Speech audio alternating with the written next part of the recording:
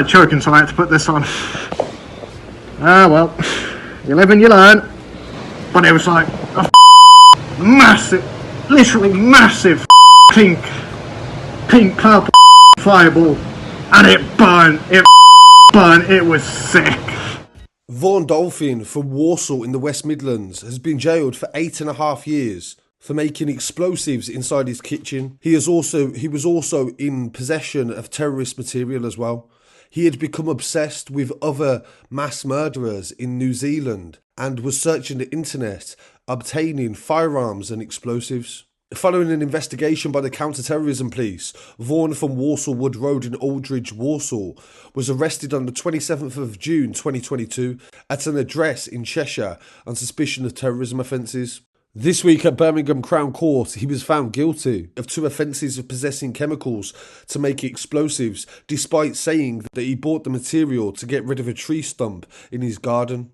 Vaughn is only 20 years old and he was found guilty of 6 other offences relating to the possession and distribution of terrorist manuals. He was convicted of 2 further charges of disseminating a terrorist publication, being reckless as to whether terrorist activity would be encouraged, as well as a charge of possession of a firearm.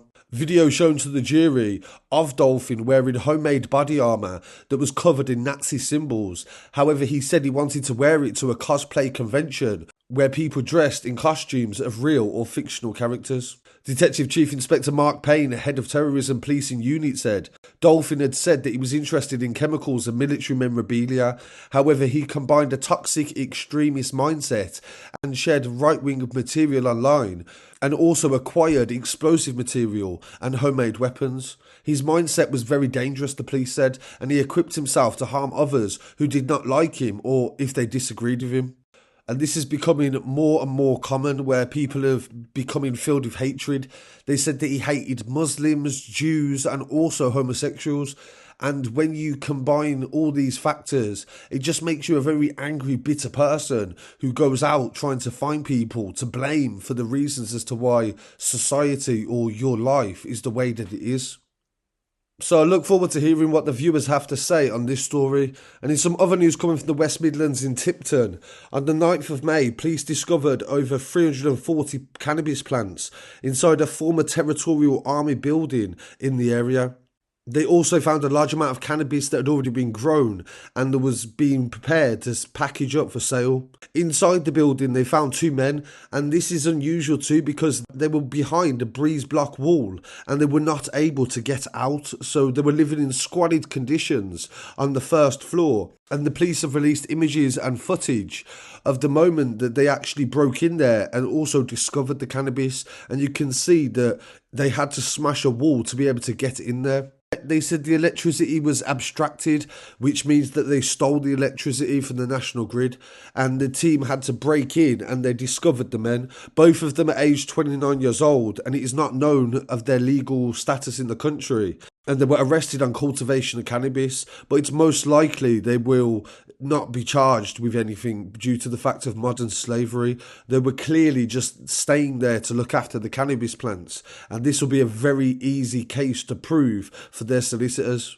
So as regular viewers of the channel know, I do try to go to as many of these factories as possible to try to give people an insight into what really occurs inside them and the realities of it as well, because most people don't realise how much effort and time goes in to be able to set these up. This is quite a low level sort of setup, to be fair. A lot of people will have seen much bigger ones on the channel. Usually I cover cases with millions of pounds worth of cannabis, but this is still a lot of money. And I look forward to hearing what viewers have to say on that story.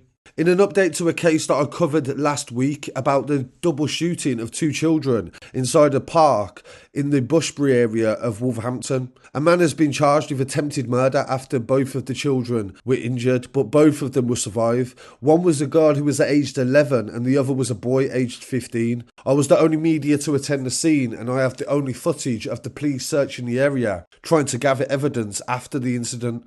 The girl was taken in a helicopter and both of them were shot in the leg. Cian Durnin will appear in Birmingham Magistrates Court after being charged. He's 22 years old from Wolverhampton, and he was also charged in possession of a firearm with intent to endanger life and also aggravated vehicle taking. Two other men aged 21 and 25 have been released on bail with strict conditions. So due to this fact, we shall now no longer be discussing this case until the trial has been completed. But we'll definitely keep you updated on the outcome. And thankfully these children made a full recovery. And in some other news also coming from Wolverhampton, and it was another shooting where I also got the exclusive footage of the incident taking place. This was in Wolverhampton on Bittern Drive on the 23rd of April.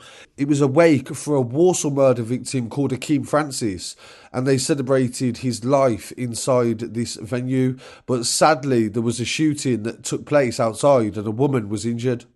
So both of these cases show the severity of how guns being used in such a reckless way will definitely end up getting innocent people caught in the crossfire.